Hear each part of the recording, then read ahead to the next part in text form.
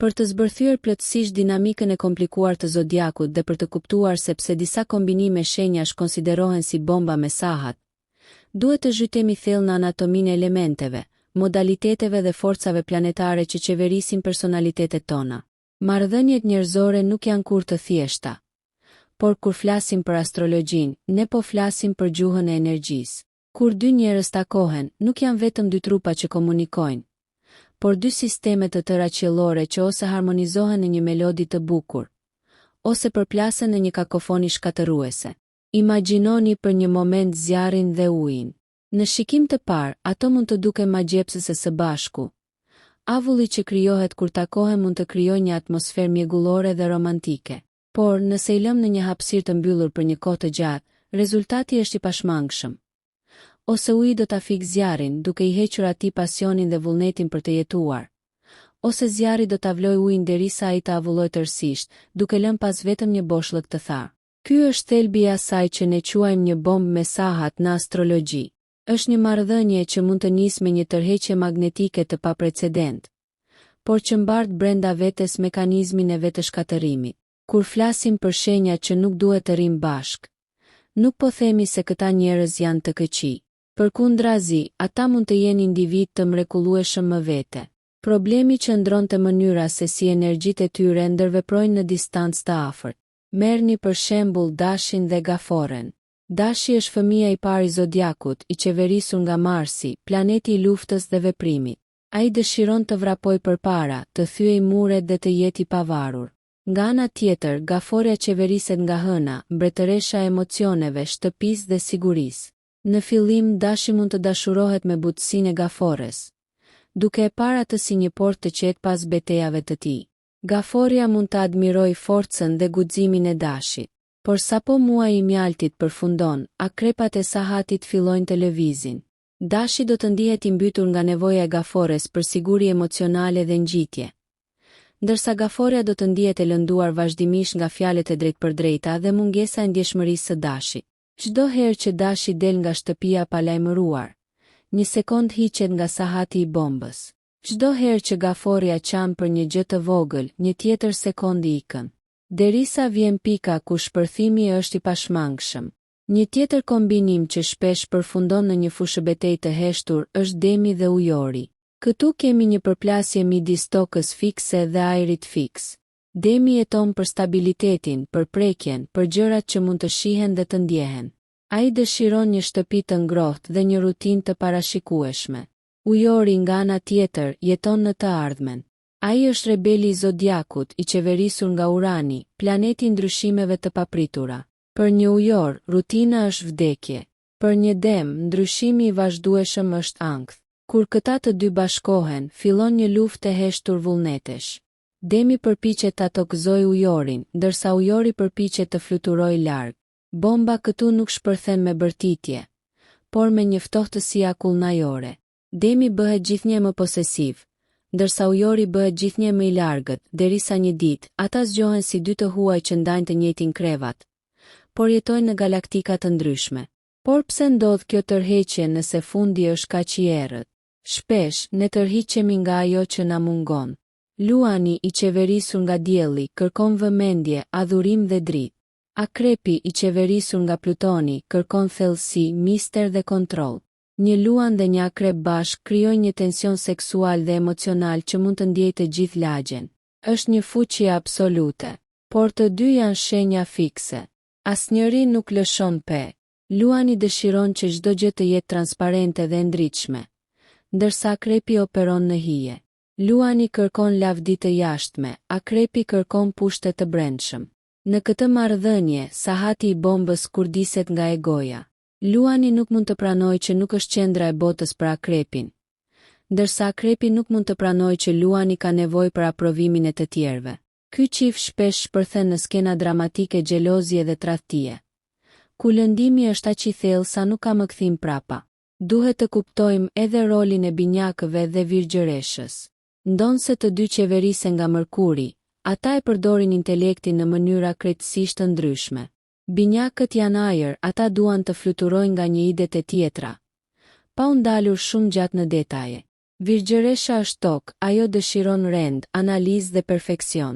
Në fillim, ata mund të bisedojnë për orë të tëra, por shpejt, virgjëresha do të fillojë të kritikojë paqëndrueshmërinë e binjakëve, ndërsa binjakët do të ndihen të gjykuar dhe të mbyllur në një kafaz rregullash. Bomba këtu është stresi nervor.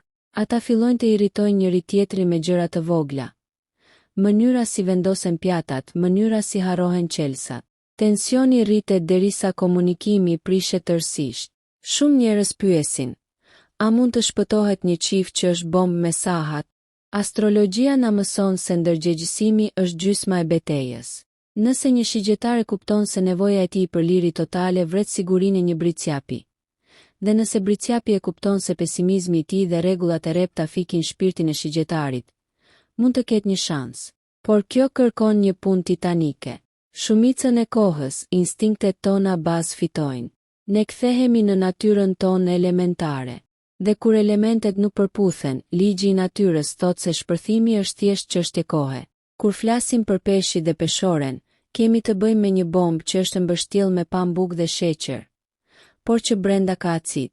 Të dy janë të dashuruar me dashurinë. Peshqit kërkojnë një lidhje shpirtërore, pothuajse mistike. Peshorja kërkon ekuilibër, bukuri dhe harmoni sociale. Problemi lind kur jeta bëhet e vështirë. Peshqit duan të zhyten në emocione, ndonjëherë edhe në melankoli. Peshorja nuk e duron dot konfliktin apo errësirën emocionale. Ajo dëshiron që çdo gjë të jetë bukur. Kur peshqit kanë nevojë për dikë që t'i mbajë fort në mes të stuhisë, peshorja shpesh largohet sepse stuhia është shumë e shëmtuar për të përballuar. Kjo krijon një cikël braktisjeje dhe zhgënjimi që herët avon do të çojë në një shpërthim lotësh dhe akuzash për mungesë sinqeriteti. Në fund të fundit, titulli bombë me sahat nuk është një dënim, por një paralajmërim. Është një thirrje për të parë përtej pasionit të fillimit. Shpesh, ajo që na djeg më shumë është ajo që na ka tërhequr më fort në fillim. Nëse shihni se jeni në një kombinim të tillë, shihni sahatin. Apo punoni për ta aktivizuar atë përmes kompromisit dhe mirëkuptimit. Apo thjesht po prisni që shpërthimi t'ju tregojë atë që yjet jua kanë thënë që në ditën e parë. Harmonia nuk është mungesë e konfliktit, por përputhshmëri e qëllimeve dhe natyrave. Dhe disa natyra thjesht nuk janë bërë për të ndarë të njëjtën hapësirë pa krijuar një reaksion kimik që mund të jetë po aq shkatërrues sa edhe magjepsës. Marrëdhënia midis akrepit dhe binjakëve është ndoshta një nga shembujt më klasik të asaj që ndodh kur intensiteti i lartë godet sipërfaqësinë e shpejtë. Akrepi, një shenjë uje qeverisur nga Plutoni, kërkon gjithçka ose asgjë. Për një akrep, dashuria është një proces transformimi. Një lloj vdekje dhe rilindje ku dy shpirtra shkrihen në një të vetëm. Binjakët, nga ana tjetër, janë ajër i lëvizshëm. Ata duan të komunikojnë, të luajnë, të ndryshojnë temë dhe të mos mbeten kurrë të bllokuar në një emocion për shumë gjatë. Në fillim, akrepi magjepset nga inteligjenca dhe sharmi i binjakëve, ndërsa binjakët tërhiqen nga misteri i errët që rrethon akrepin. Por sekondat e bombës fillojnë të numërojnë mbrapsht sapo akrepi kërkon përkushtim total dhe sinqeritet deri në palc. Binjakët që natyrshëm flirtojnë me botën dhe e shohin jetën si një lojë, do të fillojnë të ndihen sikur janë marrë peng. Akrepi do të fillojë të dyshojë për çdo buzëqeshje që binjakët i falin një të huaj. Dhe këtu nis xhelozia shkatërruese. Akrepi pickon për të lënduar, binjakët përdorin sarkazmën për të mbrojtur. Dhe shpërthimi vjen kur akrepi kupton se kur nuk do ta zotërojë dot mendjen e lirë të binjakëve. Një tjetër dinamik që shpesh neglizhohet por që mbart një rrezik të madh shpërthimi, është ajo midis bricjapit dhe shigjetarit. Këtu kemi përplasjen e Saturnit, kufizimi, rregulli me Jupiterin, ekspansioni, liria. Bricjapi është arkitekti i zodiakut. Ai ndërton mure, plane 10-vjeçare dhe kërkon siguri financiare e sociale. Shigjetari është udhëtari që nuk dëshiron të di ku do të flejë nesër, për sa kohë që ka një aventurë për të jetuar. Kur këta të dy dashurohen, fillimisht duket sikur kanë plotësuar njëri tjetrin. Bricjapi jep strukturë jetës kaotike të shigjetarit, ndërsa shigjetari i sjell pak dritë dhe gëzim seriozitetit të bricjapit. Por bomba është e kurdisur te koncepti i shtëpisë. Për bricjapin, shtëpia është një kështjell që duhet mbrojtur. Për shigjetarin, shtëpia është thjesht një vend ku lëvaligjen para udhëtimit tjetër. Bricjapi do të fillojë ta shohë shigjetarin si të papërgjegjshëm dhe fëminor, ndërsa shigjetari do ta shoh Bricjapin si një pesimist që i vret çdo ëndër. Në këtë çift, Sahati ndalon kur shigjetari ndihet i burgosur dhe thjesht ikën pa dhënë asnjë shpjegim, duke lënë Bricjapin në mes të rënojave të një plani që dështoi. Nëse shohim drejt Demit dhe shigjetarit, shohim një tjetër mospërputhje elementare që shpesh përfundon në frustrim. Demi kërkon rehati shtëpiake, ushqim të mirë dhe qetësi. Ai nuk do të lëviz nga divani nëse nuk ka një arsye shumë të fortë. Shigjetari dëshiron adrenalin. Imagjinoni një mbrëmje të shtunë. Demi ka përgatitur një darkë të mrekullueshme dhe dëshiron të shohë një film, ndërsa shigjetari hyn në shtëpi dhe thot: "Bëhu gati, u preva biletat për një udhëtim në grup me njerëz që sapo i njoha në rrugë." Ky është momenti kur fitili ndizet. Demi ndihet i pasigurt dhe i parespektuar, ndërsa shigjetari ndihet i mbytur nga ngadalësia e partnerit. Ky çift shpesh shpërbëhet sepse asnjëri nuk mund të pranojë ritmin e tjetrit. Demi bëhet kokfort dhe nuk lëviz, shigjetari bëhet i ashpër me fjalë dhe kërkon liri gjet. Luani dëshiron të shkëlqejë në skenë, të marrë duartrokitje dhe të jetë bujar me paratë dhe emocionet. Bricjapi është i kursyer, i matur dhe i interesuar për fuqinë e vërtetë që vjen nga prapaskena, jo nga dritat e vërteta. Luani mund ta shohë Bricjapin si të ftohtë dhe llogaritës, ndërsa Bricjapi e sheh Luanin si arrogant dhe të kotë. Bomba këtu është financiare dhe sociale. Kur Luani shpenzon për një dhuratë luksoze, Bricjapi bën llogaritë e kursimeve dhe nis kritikat. Ky çift mund të qëndrojë bashkë për hir të prestigjit, por brenda shtëpisë, ata janë si dy mbretër që kërkojnë të njëjtin front, duke harruar se dashuria kërkon barazi, jo hierarki. Nuk mund të lem pa përmendur Dashin dhe Akrepin. Këtu kemi dy shenja që qeverisen tradicionalisht nga Marsi. Është një kombinim me energji të pastër seksuale dhe intensive. Por ndryshimi është se Dashi është luftëtar i hapur, ndërsa Akrepi është strateg i fshehtë. Dashi do ta zgjidh konfliktin me një shpërthim të momentit dhe pas 5 minutash harron gjithçka. Akrepi nuk harron kurrë. Ai e ruan lëndimin, e ushen atë dhe pret momentin e duhur për t'u hakmarrë. Bomba këtu kurdiset nga akumulimi i zemërimit.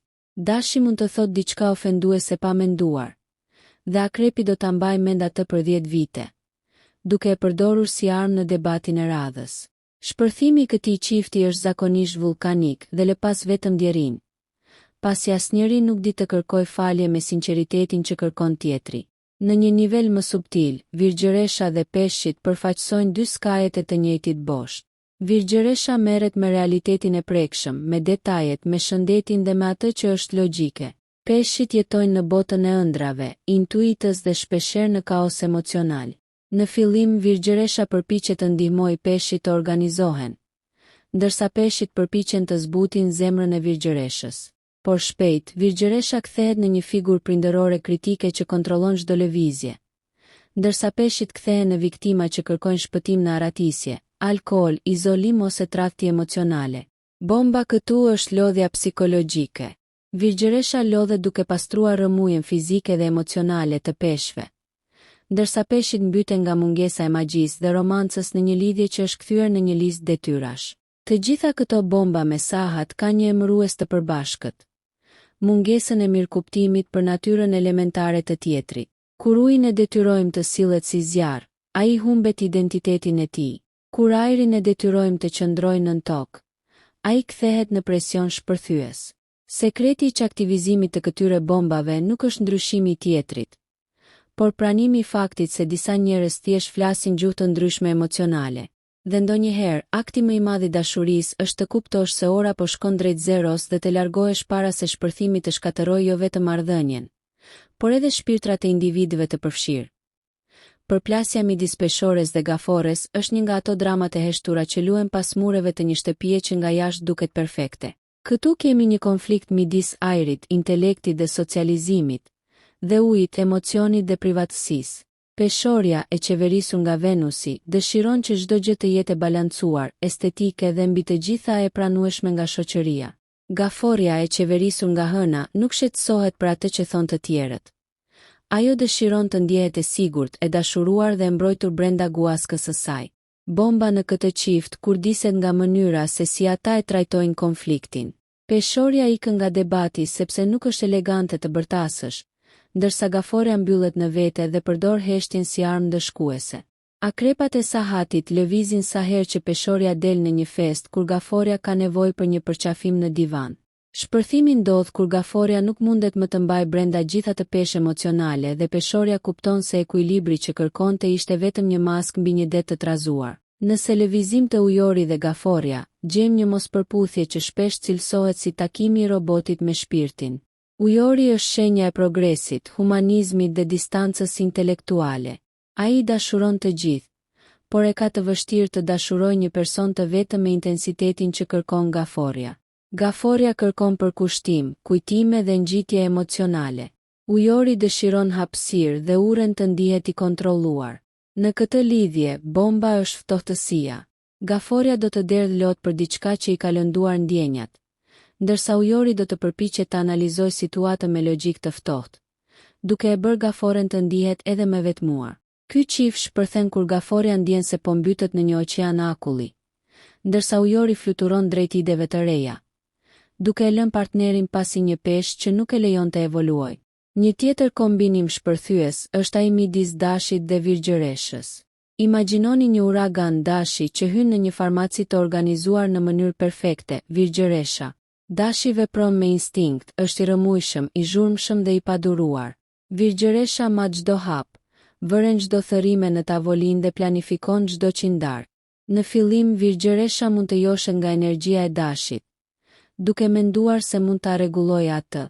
Dashi mund të admirojë mprehtësinë e virgjëreshës, por bomba kurdiset nga kritika e vazhdueshme. Virgjëresha nuk mund të rrijë pa e korrigjuar dashin, dhe dashi nuk ka asnjë gram durim për të ndjerë si një nxënës para mësuesit. Shpërthimi ndodh kur dashi shpërthen nga presioni i rregullave, duke thyer çdo gjë që virgjëresha ka ndërtuar me mund, dhe duke u larguar me shpejtësi drejt dikujt që e pranon ashtu siç është, një kaos i bukur. Duhet të ndalemi edhe te Demi dhe Luani. Ky është një çift që mund të shpenzojë pasuri të tëra për ta bërë jetën të duket luksoze, por brenda ka një luftë kokëfortësie që nuk njeh fitues. Të dy janë shenja fikse. Kjo do të thotë se asnjëri nuk di të kërkojë falje apo të ndryshojë mendim. Demi dëshiron që paratë dhe vëmendja të qëndrojnë në shtëpi, ndërsa Luani dëshiron që ato të ekspozohen. Luani kërkon adhurim të vazhdueshëm, ndërsa Demi, pasi e thot një herë të dua, mendon se nuk ka nevojë ta përsërisë më për 10 vitet e ardhshme. Bomba këtu është egoja e lënduar. Luani do të kërkojë vëmendje gjetk nëse nuk e merr nga Demi, dhe Demi do të bëhet një mur i pakalueshëm i nati. Kur këta të dy përplasen, shtëpia dridhet dhe shpërthimi lë pas dy njerëz që e duan ende njëri tjetrin, por që nuk mundën do të ulnin kokën para krenarisë. Në nivelin e mospërputhjeve të ajrit dhe tokës, kemi binjakët dhe bricjapin. Binjakët janë përjetësisht të rinj, duan të qeshin, të eksperimentojnë dhe ta marrin jetën me lehtësi. Bricjapi ka lindur i vjetër, me një sens detyre që rëndon mbi supe. Për bricjapin, binjakët duken si një humbje kohe. Për binjakët, bricjapi duket si një burg i gjallë. Bomba këtu është mërzitja. Bricjapi do të fillojë të mbajë fjalime mbi përgjegjësinë dhe të ardhmen, ndërsa binjakët do të fillojnë të shohin nga dritarja, duke kërkuar një rrugë shpëtimi. Ky çift shpërthen kur binjakët bëjnë diçka të pamenduar që prish reputacionin ose planet e bricjapit, duke e quar këtë të fundit në një pikë tërbimi të ftohtë që i jep fund gjithçkaje. Këto dinamika na tregojnë se astrologjia nuk ka të bëjë me fatin, por me përputhshmërinë e gjuhëve tona emocionale. Një bombë me sahat nuk është gjithmonë një dështim. Ndonjëherë është një mësim i madh mbi atë që vërtet na duhet për të qenë në paqe. Të kuptosh pse po shpërthen është hapi i parë drejt gjetjes së një njeriu, energjia e të cilit nuk e fik zjarrin tënd, por e ndihmon atë të digjet me dritë të qëndrueshme. Marrëdhënia midis shigjetarit dhe akrepit është si një lojë me zjarrin në një dhomë plot me barut. Këtu kemi përplasjen e lirisë absolute me kontrollin absolut. Shigjetari, i udhëhequr nga Jupiteri, dëshiron të vrapojë drejt horizontit, të eksplorojë të vërtetat universale dhe të mos ketë asnjë zinxhir që e mban lidhur.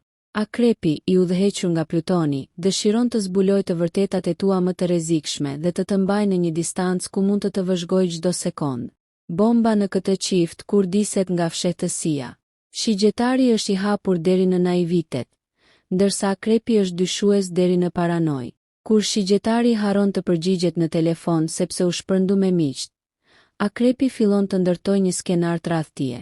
Shpërthimi ndodh kur shigjetari ndihet i hetuar si kriminal dhe shpërthe me fjalë që vrasin, ndërsa akrepi përgatit një hakmarrje të heshtur që lë shigjetarin pas gjë në dorë. Një tjetër bombë e veshur me magji, por që mbart një rrezik real shpërbërjeje, është ajo midis peshqve dhe luanit. Në fillim ky çift duket si një përrall. Luani është mbreti i fuqishëm që mbron peshqit e ndjeshëm, ndërsa peshqit janë adhuruesit ideal që luani ka kërkuar gjithë jetën. Por koha zbulon një çarje të thellë. Luani ka nevojë që bota ta shohë dhe ta admirojë.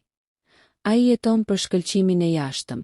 Peshqit jetojnë në një botë të brendshme, shpesh melankolike, ku dritat e forta të luanit fillojnë t'i verbojnë dhe t'i lodhin. Bomba këtu është nevoja për vëmendje. Kur luani kërkon të jetë qendra e universit, peshqit mund të tërhiqen në heshtjen e tyre, duke e bërë luanin të ndihet i pasigurt dhe i injoruar. Luani bëhet dramatik dhe kërkues, ndërsa peshqit fillojnë të rrëshasin si ujë në përgishta, derisa një ditë thjesht zhduken në mjegullën e emocioneve të tyre, duke lënë luanin të bërtas në një skem bosh. Po ashtu, duhet të shohim ujorin dhe britsjapin. Ndonë se janë fqinjë në zodiak dhe ndajnë Saturnin si udhëheqës, ata e shohin botën nga dritare të ndryshme. Britsjapi shikon të shkuara dhe të tradita për të ndërtuar të ardhmen. Ujori shikon të ardhmja dhe dëshiron të shkatërrojë çdo gjë që është e vjetër. Në një marrëdhënie, britsjapi kërkon të ndërtojë një strukturë familjare solide, me rregulla dhe hierarki. Ujori dëshiron një shoqëri, një partneritet ku nuk ka tituj dhe ku çdo gjë është eksperimentale. Bomba kur diset nga përgjegjësia. Britsjapi do ta shohë ujorin si të papërgjegjshëm ndaj detyrimeve familjare, ndërsa ujori do ta shohë britsjapin si një diktator të vogël që po i vret kreativitetin. Ky çift shpërthen kur britsjapi përpiqet të vendosë një ultimatum, të cilin ujori do ta thyej vetëm për të treguar se nuk i bindet askujt. Në fund të këtij rrugëtimi përmes bombave me sahat të zodiakit, kuptojmë se nuk ka shenja të mira apo të këqija, por ka thjesht natyra që kërkojnë hapësira të ndryshme për të marrë frymë. Një marrëdhënie që konsiderohet e rrezikshme astrologjikisht kërkon një nivel vetëdieje që jo të gjithë janë të gatshëm ta kenë. Është e lehtë të dashurohesh me dikë që është krejtësisht ndryshe nga ti, por është e vështirë të jetosh me dikë që rrezikon të fikë dritën tënde çdo ditë.